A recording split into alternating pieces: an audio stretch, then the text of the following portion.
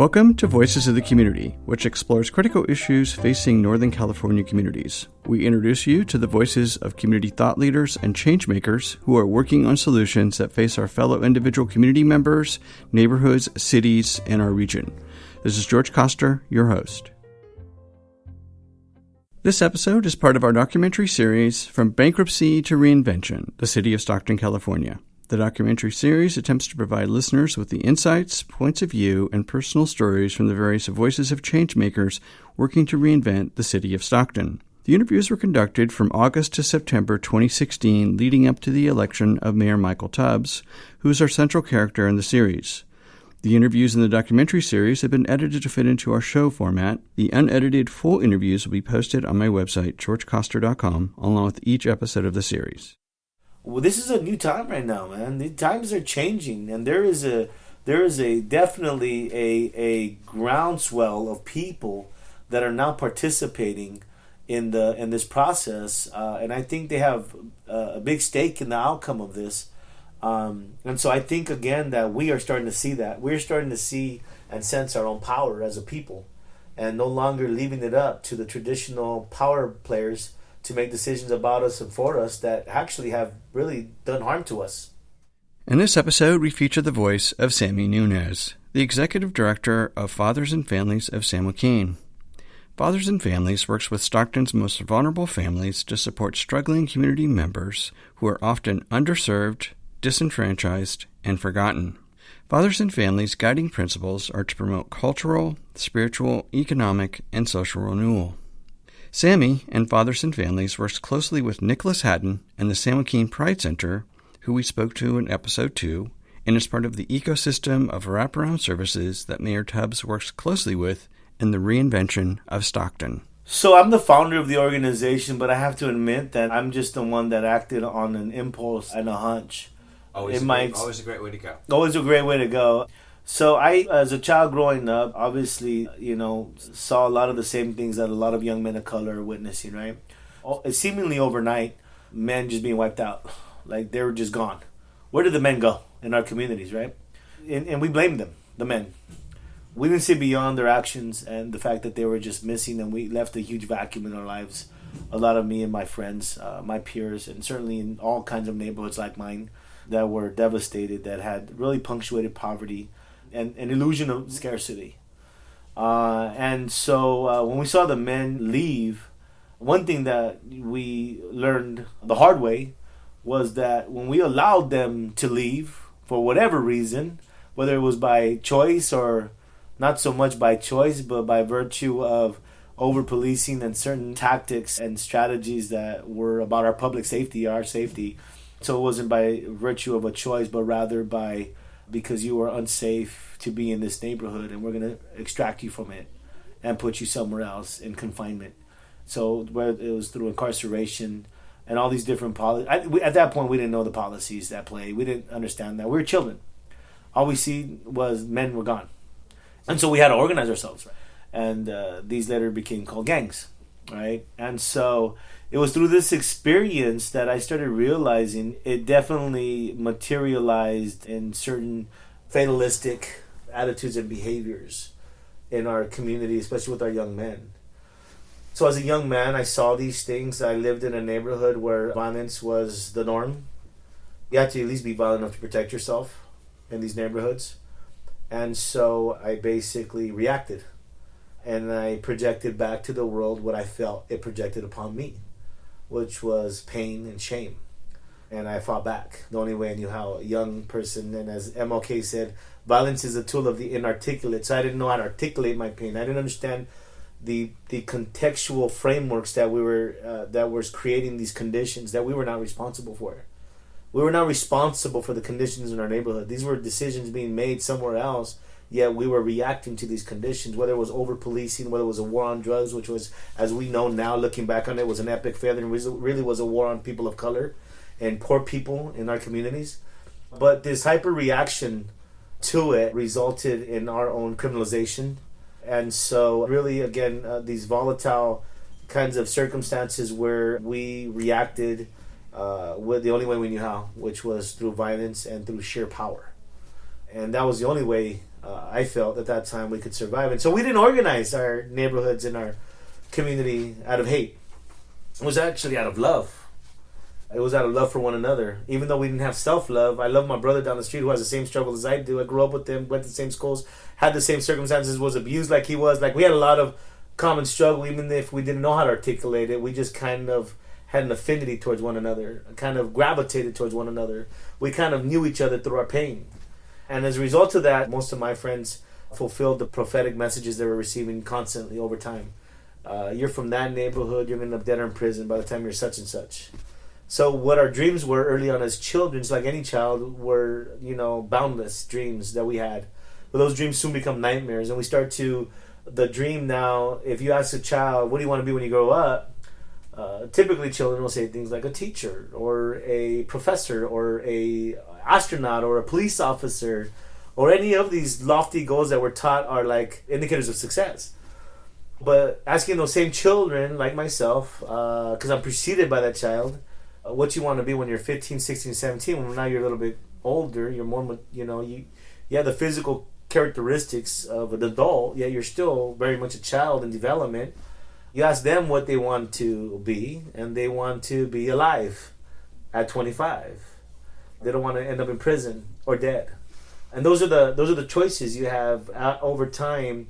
Systematically, your dream are over time just eroded into like just surviving, right? So I was in and out. I was in and out of juvenile justice facilities as a young boy. Witnessed atrocities in my neighborhood. Saw people be murdered literally in front of me. Domestic violence was a norm. Seeing my mom being beaten savagely by her then husband, my stepdad, who she remarried after I was born, and then living in the projects, living in those areas where we had to organize ourselves, like I said, for survival. We felt compelled to do it. And then there's a lot of angry young men running around with very little guidance and not feeling welcome anywhere and not feeling a sense of purpose, but rather this gave us a sense of purpose, right? So by the time I was 18 years old, on January 2nd, 1993, I witnessed the birth of my daughter. And that was an amazing transformational period in my life. And I remember the vow I gave her that many boys tell their children when they become parents themselves, is that I will never do what he did. I will never abandon you. I will always be here for you. I will never turn my back on you. And you really mean that with all sincerity, with all your heart, right? That I love you. I remember the first time I held her, I didn't even know how to hold my daughter. I'd been through, my hands were used for fighting and hurting, and never for nurturing and for holding. And so I remember holding her and feeling inadequate and scared as hell about it. And then giving her that vow and that promise.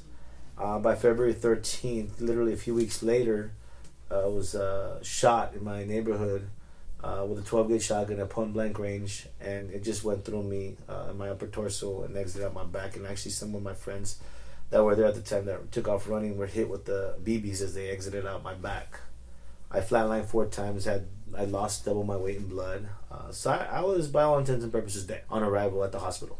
Fortunately, I survived, or at the time I didn't feel so fortunate, certainly, because I think that they don't call it suicide when you step in front of a 12-gauge shotgun, but what else are you going to call it now? Thinking back on it. Again, fatalistic, extreme behavior, right? Grounded in this pain that had gone unresolved and unchecked. Not even just from me. Little did I know that my dad had the same pain and shame. And his dad probably did as well. There was a history of this, beginning with the conquest of our people, right? And so all of that kind of, was a generational kind of pattern that occurred, and it showed up in each generation. Maybe subtle differences, but the reality was the same. So here I am, a young father, 18 years old, high school dropout. I made it further than most of my friends. I did my own research on this, and 1 in 3 of my friends ended up with some form of paralysis due to a violent occurrence or incident in their life. So I'm disabled now, and I'm like, what am I going to do next? And at that point, there was 2 groups that came to see me. One was law enforcement. Let's just say they were not trauma-informed. They basically reiterated what I felt. Why did you live? Why couldn't you have died? You should have died. And I bet you're not even going to tell on the guys that shot you, are you? Because you're a no-good gang member. And I was very made to feel inadequate. It caused a nervous breakdown in my mom at that moment, because she was just appalled by the way they were conducting it. Very aggressive. came in like many of them, and there was a gang task force, so they came in like a tougher gang. Like that's the mentality, is like, I'm a tougher gang. We're tougher gang members than you guys are, right? And so they didn't see a victim in me. They didn't see somebody who had gone through a near-death experience that was just traumatized and scared, right, about what the future holds for me. Well, basically, they left largely because the medical staff ushered them out because it was causing so much anxiety.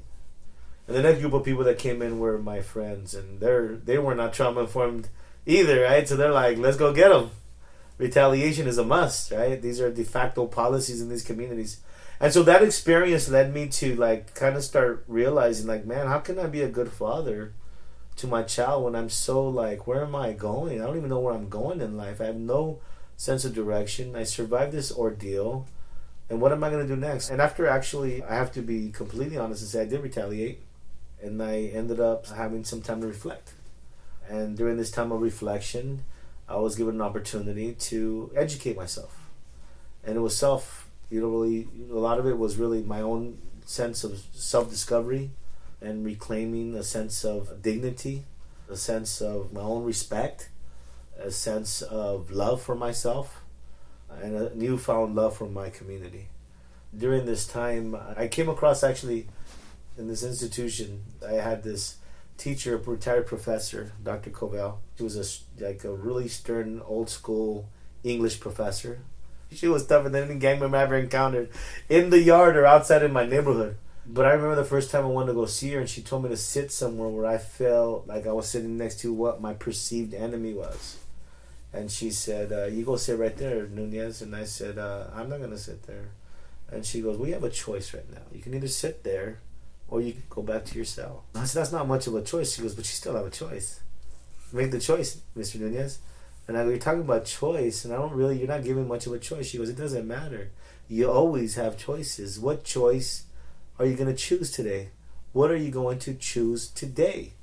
And I just kept on replaying this, and I said, I just was angry because I didn't know how to respond. Because she had me, it's like, gotcha. Like, you have a choice right now. What are your choice? And I never felt that I had a choice, I guess. So all this to say that I went through the program. I was exposed to some of the literary greats in Folsom State Prison. 18 years old, just coming out of this ordeal. Tried for attempted murder. I retaliated. Thank God I didn't hit anybody, because I would see the light of day again. And when I got there, it was two choices. You can either go to prison industries and get paid 19 cents an hour, or you can go to education and you get the halftime, but you're going to education. My mom didn't raise a fool. I'm like, I'll go the education route. I have a choice. And like I said, that's what I learned about Shakespeare. I even, to be or not to be, that came, I never understood that, right, till I was there, and I was like, shit, that's me. To be or not to be, that is the question, whether it's noble in the mind to suffer these things are arrows of outrageous fortune, or to take arms against the sea of troubles, and by opposing end them, to die, to sleep no more, and by sleep to say within the heartache and the thousand natural shocks that flesh is heir to. 'Tis a consummation devoutly to be wished, to die, to sleep, perchance to dream. I feel like, man, that's me. I mean, do I want to be or not be? Do I want to live or not live? Is there something for me to provide and contribute? You're listening to Voices of the Community, which explores critical issues facing Northern California communities. This is George Coster, your host, and if you're just joining us, in this episode, we are discussing the reinvention of the city of Stockton, California. We're speaking to Sammy Nuñez, the Executive Director of Fathers and Families of San Joaquin, who's sharing his experience in working with institutional inequality and fatherless homes. So after I got out, paroled back to my county in Santa Clara, and then eventually moved to Stockton. And so I was in Santa Clara for a little while, and that's where I began my journey of discovery and trying to find out where can I fit in and make some meaningful contributions to a community that I've taken so much from. And so what I learned transitioning into San Joaquin County and doing some work here, I learned there was a common factor. And the common factor was all these young men, these at-risk young men, came from at-risk families where dad usually was gone. Moms sometimes were gone too, because that's the whole issue. Is like, we allowed them to take dad, and they took mom with them, because mom had to work 2 jobs and any number of things that mom has to do not to survive. And they lived in at-risk communities. So what came first? The at-risk child or the at-risk community? Right? They're not responsible for these conditions. So I started realizing that perhaps we could do a better service because we're doing all this gang intervention work and youth development work and all this stuff. But perhaps we're missing the mark. Perhaps maybe we should start working with the men. And we work with the men, maybe they can work on their community. And if they work on their community, maybe the children don't have to live in the same adverse conditions that are atrocious. And maybe we can actually make a difference that way. And what was interesting about that was that the name actually drew young people. Like I said, we're still reeling from the policies of yesteryear. All these policies born out of neglect and disparate treatment of our needs, right? Of our needs in our community were done supposedly to provide safety for us. But if anything, they destabilized our communities even further. There was disinvestment in these communities, and there was over-policing, and there was an over-reliance on incarceration, and there was a lot of system-involved families now. So now you had generations of families in institutions, whether it be the prison system, the correctional system, the juvenile justice system, CPS, foster care, marginalized educational settings, and schools that were poorly resourced, and so that's pretty good. That's a perfect storm, right? Where do you go in a hopeless situation like that? And how can you have hope in such a dark environment, right? It was the young men in particular, and the young women, many young women that were touched by juvenile justice, that weren't CPS, have been touched by CPS, and were in marginal educational settings like alternative schools. And certainly we're on the fast track to incarceration. If nothing happened in their lives, they would inevitably, surely end up in prison. It's like, what do we do? So as the young people come in and they develop our concept of a youth and family empowerment center that was easily accessible, that had certain principles. And one of the things that we realize is that there's four questions children ask. Am I wanted? Do I have a positive purpose? Where do I go to heal and feel safe? And who can guide me to reach my potential, right? And these are the questions that young people have. So yes, we need to provide a place that answers those questions. Yes, you are wanted and you are a blessing. Yes, you have a positive purpose in this world.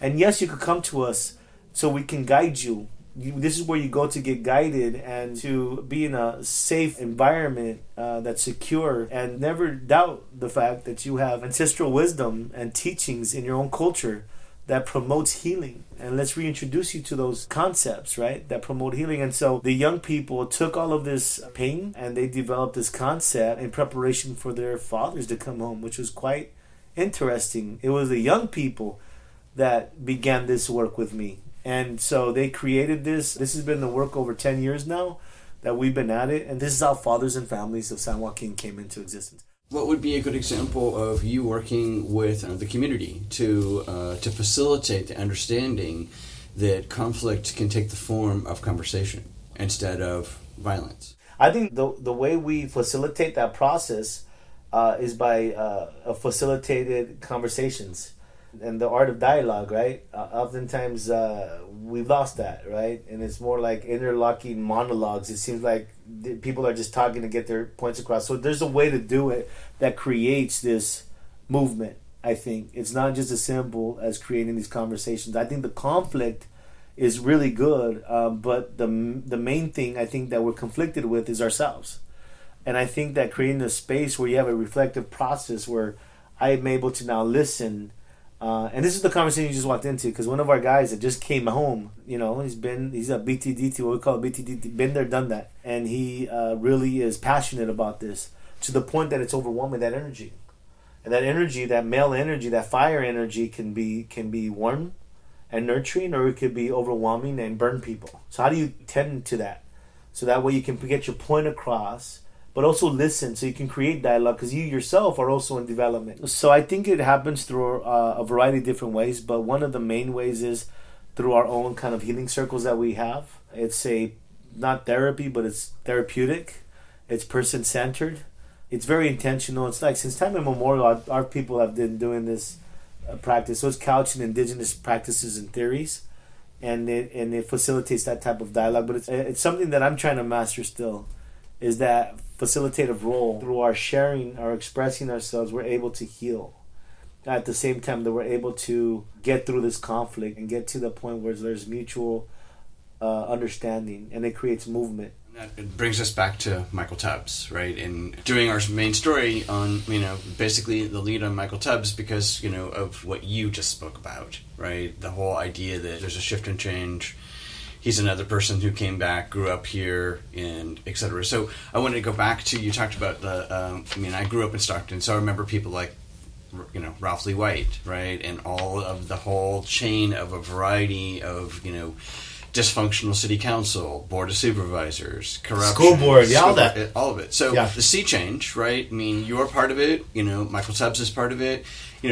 Provide the audience a little bit of kind of insight and an example of how important it is for a nonprofit leader, a nonprofit organization, and a boots on the ground organization working with someone like a city council or a board of supervisor to make the policy change, but the structural change. The practices, the community defined practices, the policy changes that will unlock new opportunity, and also the relationships, right, that need to be strengthened. So, first of all, I met Michael when he was still a young man in the YAC, the Youth Advisory Committee, and prior to that, I knew Michael because I knew Grandma. I was organizing with Grandma. Barbara. I'm meeting her tomorrow and talking.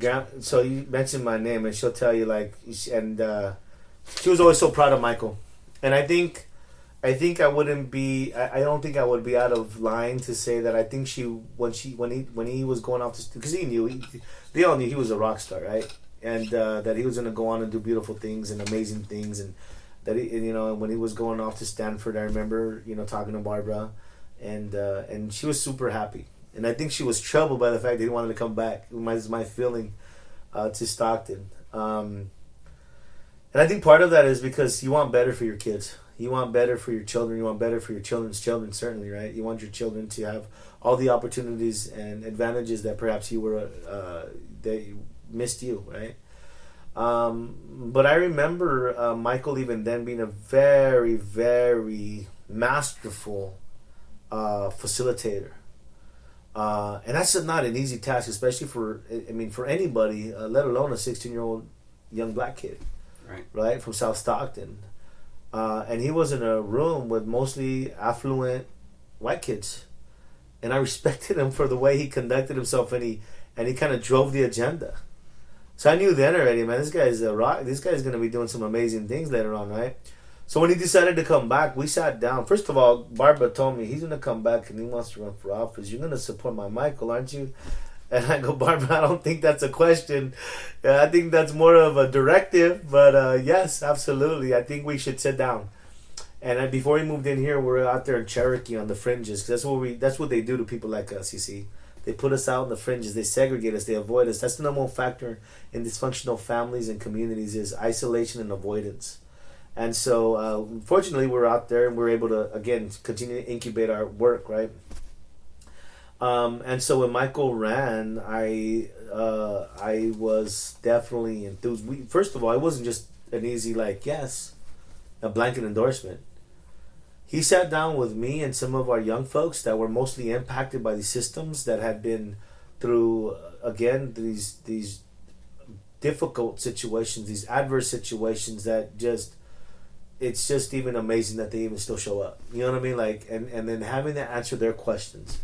I said, I want to meet with you, but I want you to meet with our folks.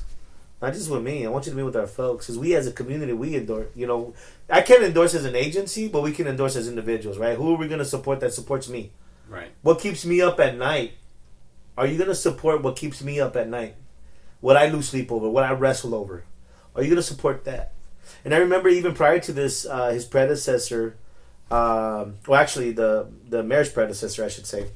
So I've always been involved. I made the connection really early on with the social conditions in the neighborhood and the policymakers and their willingness or lack thereof of representing those needs in the neighborhood.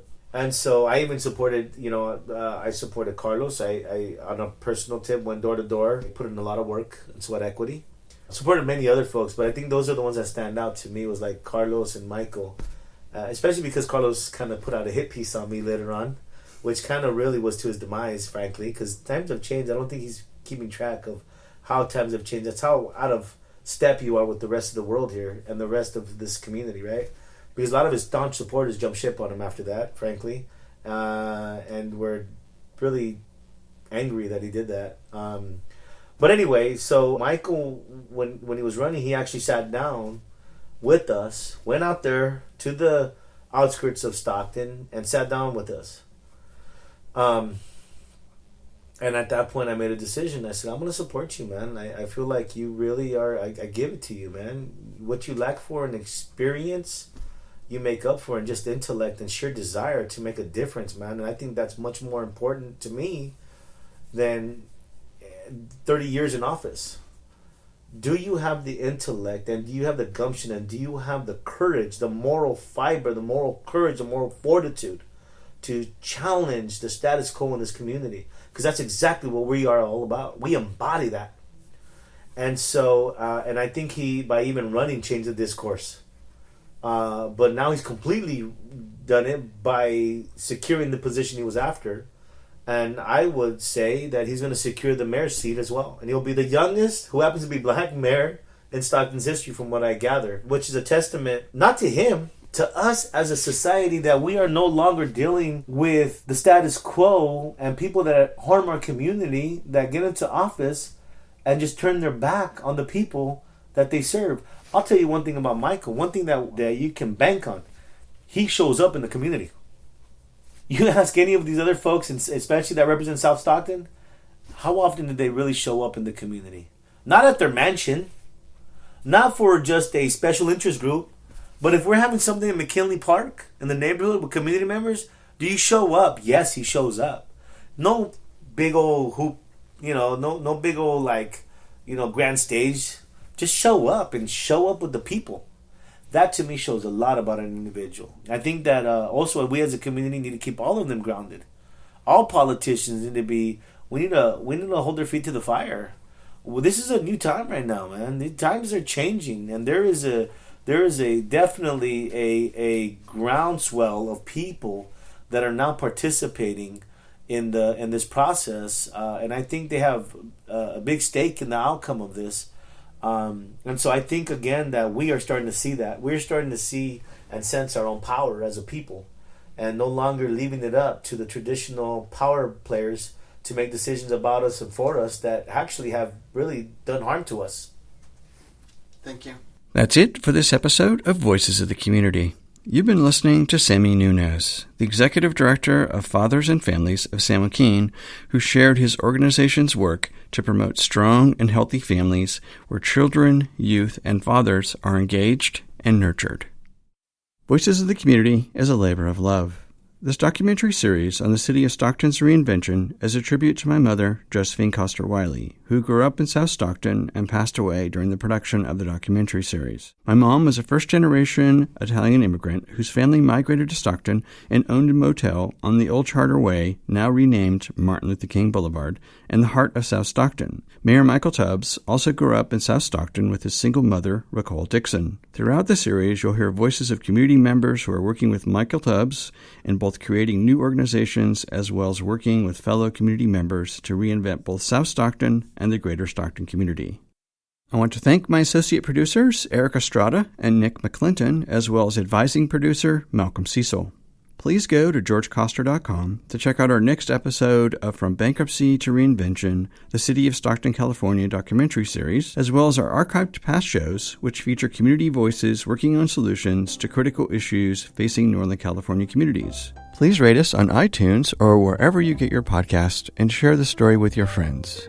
Follow us on Twitter @GeorgeCoster and email us at george@georgecoster.com. I'm George Coster in San Francisco, and thank you for listening.